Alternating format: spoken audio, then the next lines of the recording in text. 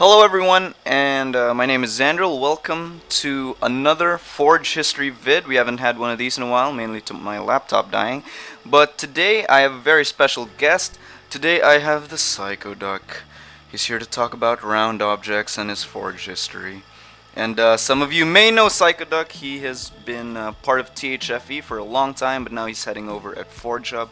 So Psycho Duck, why don't you just go ahead and introduce yourself? Hey, thanks for having me, Xandril.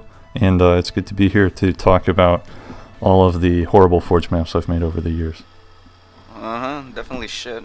Anyway, we're gonna be starting with his Reach maps. We're gonna be talking about. Well, I'm not gonna tell you the maps right now, but we'll be starting with the Reach maps, moving on to the Halo 4 maps, and then talking about his one map in Halo 5, which I might as well say it's Guillotine. Most of you probably know already that he was the one who made Guillotine, and just the pro tip, he was not the one who came up with a Mantis, so there you go. Mantis was not his fault. Yes, it was not my fault. Okay, so S was one of the maps I made in Halo Reach. I had this idea back in Halo 3 of making a really stripped down, streamlined BTB experience. Something which just took the core elements of BTB, kind of boiled them down, like synthesized them down, and just made something off of that. So I had this U-turn map in Halo 3, and then it kind of became S in Halo Reach. So the map is shaped like an S. It happens to be shaped like a backwards S, in fact, which people gave me so much shit for over the years. So I called the Halo 4 version 2. Right. And then S ended up being this pretty cool capture the flag map. Played a bit like Rat's Nest in some ways. And looking back on it, I mean, the infantry gameplay is pretty boring. It's pretty dull. There's not much going on. There's not almost any vertical overlap. It's flat. The sightlines are kind of stale. But it did kind of nail that infantry vehicle interaction, and that was kind of where this whole idea of squad gameplay came from. So, you know, it was kind of a starting point, and it was a map I learned a lot from. So anyway, I think that's about it for S. So moving on to your next map, which is Port Authority. This is actually a map I co-forged with Mocknizzle back in Reach. This map was interesting because around the time I was working on S, Mock was working on a map called Metropolis, which was actually the first map I ever featured on THFE. Fun fact.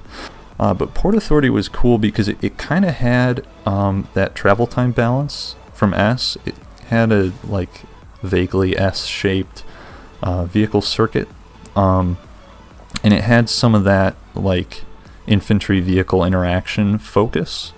But it was, at the same time, more akin to a traditional BTB map in a lot of ways.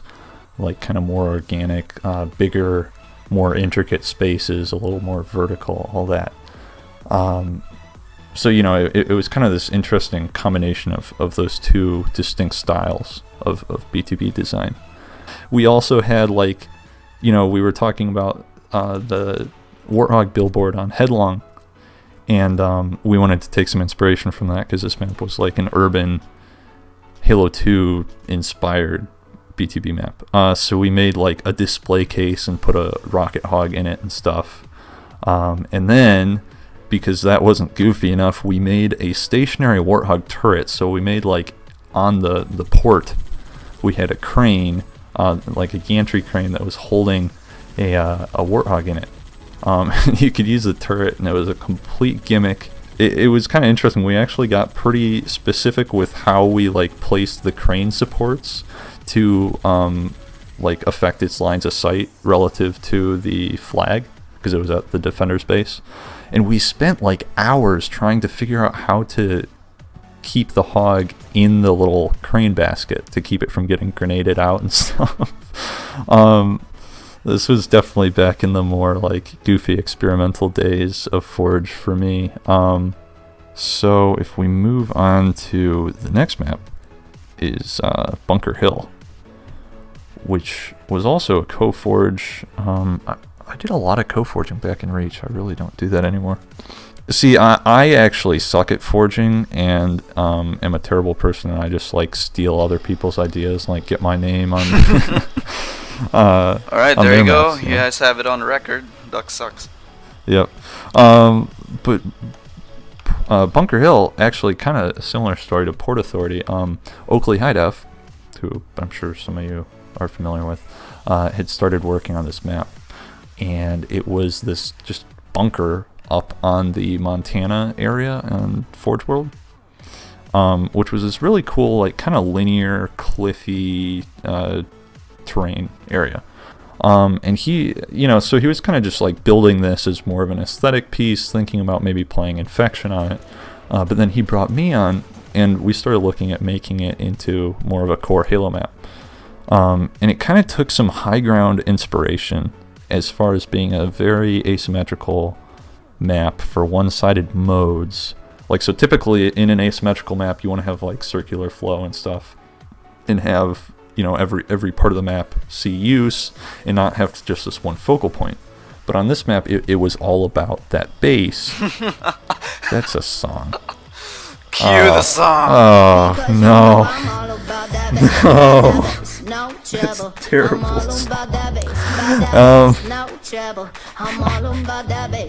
Oh no. Damn it. Anyway.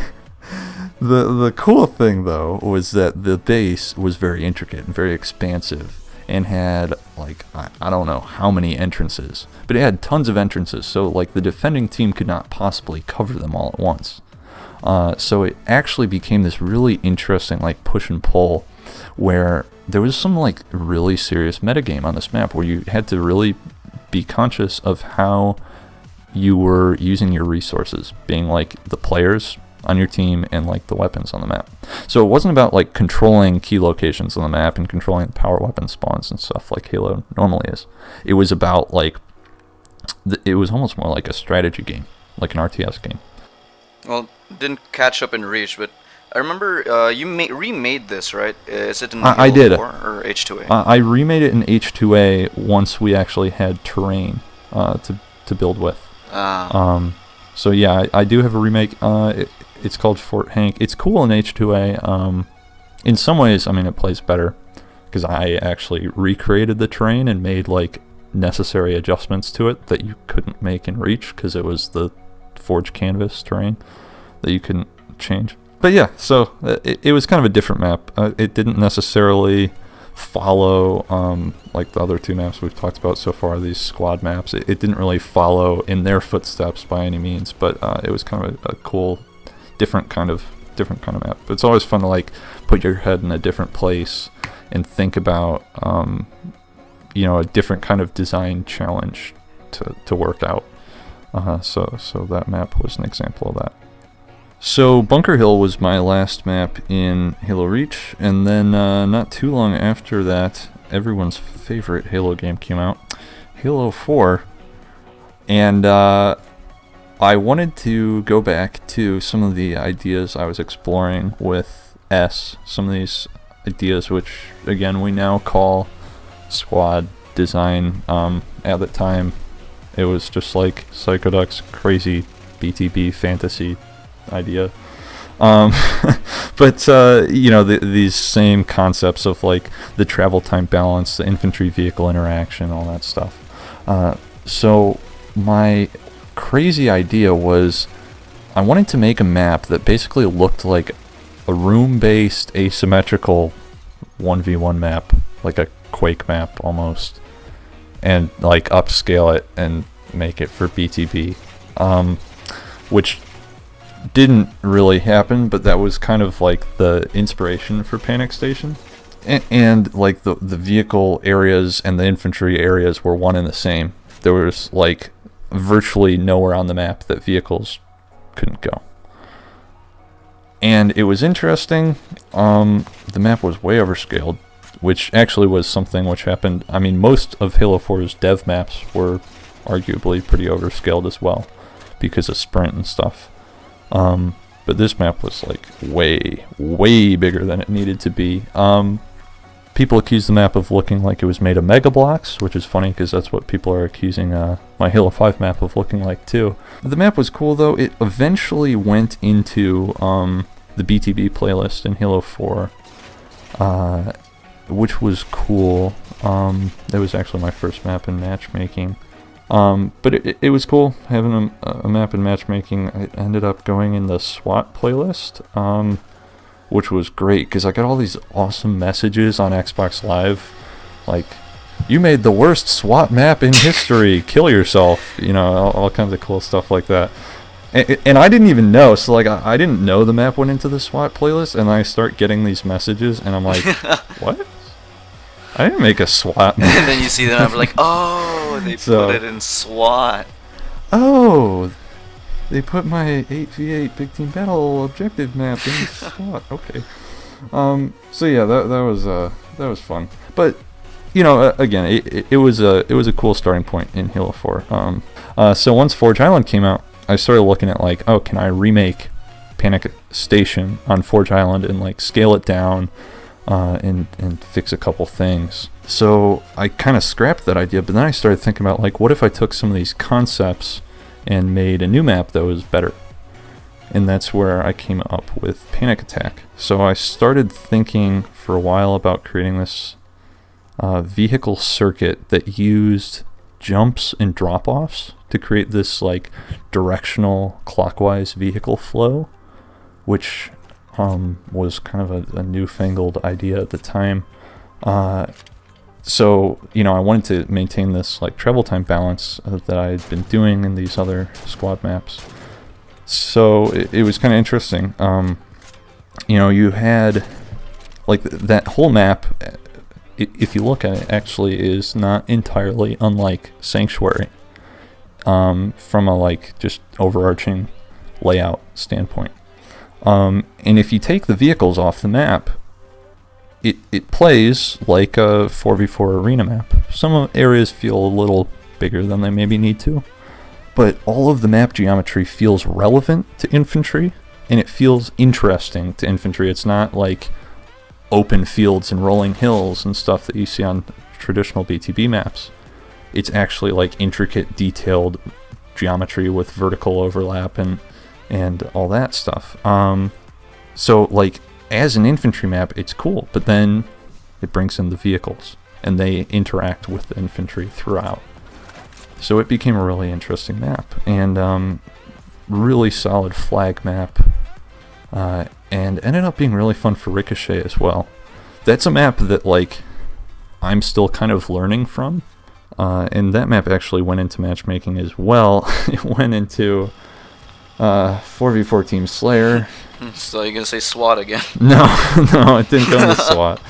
It went into Team Slayer and the vehicles were removed, which was really dumb. But luckily, as I said, the map still has like solid infantry gameplay on its own. Like it can still stand alone. I mean, it like as an infantry map, a strictly infantry map, it doesn't like push the boundaries or do anything particularly interesting. It plays a lot like Sanctuary. But so I guess it still worked, but but yeah, so that was kind of another odd experience with having a map in matchmaking. But yeah, things just won't go your way. No, not quite. But yeah, this map was really like I say, it was a milestone for me. It's something that I still kind of look back on and I can still learn from today, which is cool. Okay, so after Halo 4 and after the first, like couple months of MCC's release, once the game was actually in a somewhat playable state, I started working on a 1v1 map. Actually, Forge Hub was having this 1v1 contest, and I decided to build a map for it, and I made this like map, I drew it out. I made this layout, and I named it a bad map, and it ended up being a bad map. So, this whole time we've been talking about all these like 5v5, 6v6 symmetrical objective BTB maps I've made. So obviously the natural progression on that is to make a 1v1 asymmetrical Slayer map, right? Yeah, naturally. It just makes sense. So I made this map, and it was basically like a central atrium with a platform in the middle, like a multi-level platform in the middle, and it kind of spiraled up around that and had a bottom to top teleporter. So it was kind of cool conceptually. Like, that sounds decent, but it sucked. So didn't end up participating in the contest. Actually ended up covering, like, I ended up featuring the winners, so I participated in like the judging process a little bit. But after the contest, and after I had featured these maps and spent time talking with some other designers who I have a lot of respect for, like Chunk and Warholic, who were judging the 1v1 maps, you know, and just like being in that mindset, thinking about 1v1 maps for a while, I revisited this map, and I kept the same concept but made it not suck. I had the hardest time with map scaling, though. Like, the first build of this was tiny, and Behind the Sun, like the build you'd see now, is not scaled that great either. Just, I'm not used to making 1v1 maps, you know. Some of the other geometry on there is a little uninteresting. Some of the engagements are a little stale. But it was a cool map. It was a cool experience. But that was about the only cool thing I made in Halo 2 Anniversary, excluding like remakes and a couple other things I did. But yeah. So there's this new game out called Halo 5, and oh shit, it's out already? I think so. I think I was playing it the other day. Forge isn't out for it, but I did make Guillotine in the Halo 5 BTB playlist. So that was just a completely different experience. I was like, I built that map in a room with 4 other people who were forging, with, you know, like Quinn Del Hoyo looking over my shoulder, and, you know, it was just, it was a completely different experience.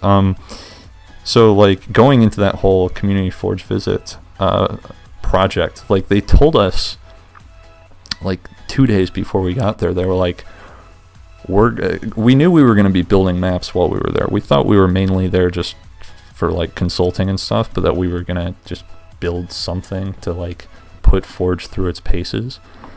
But like 2 days before we got there, they told us, we want you to make remakes of classic BTB maps.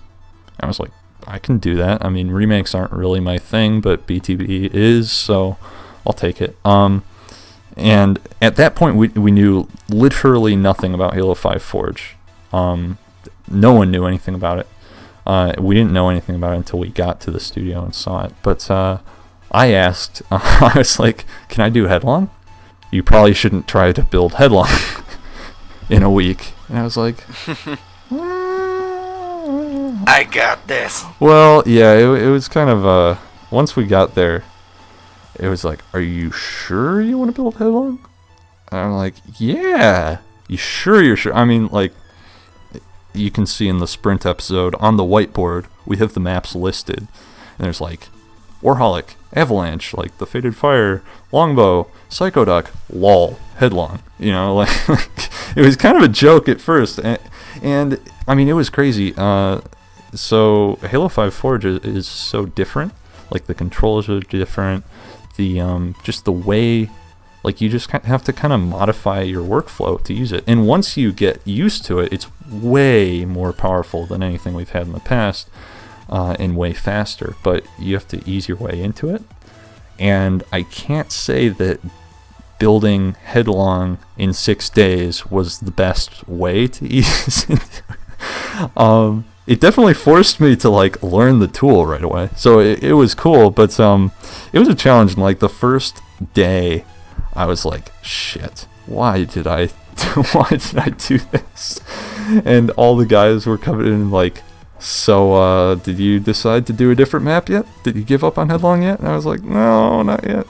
It worked out. It happened. So it was fun. we were at the studio for like 12 plus hours a day and just forging nonstop, and it was the single most exciting experience of all time. But it was a challenge too. Yeah, I guess probably anyone listening to this has played Guillotine. If you've played BTB and Halo 5, The Mantis is not his fault.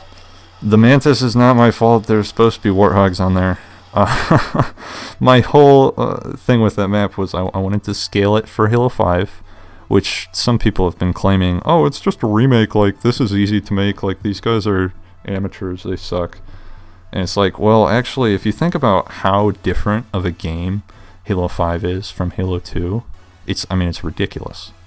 So porting a map from Halo 2 to Halo 5 isn't, like, yeah, I could have made a 1-to-1 remake and it would have been garbage. So I kind of like independently, organically scaled each area to fit Halo 5's mechanics. But that's probably way more than enough for my Forge history. Yeah, that's pretty much it for this Forge History video then, I guess. Hope you guys enjoyed listening to Duck drone on. Talk about his maps in Halo. Hope you guys learned a couple of things.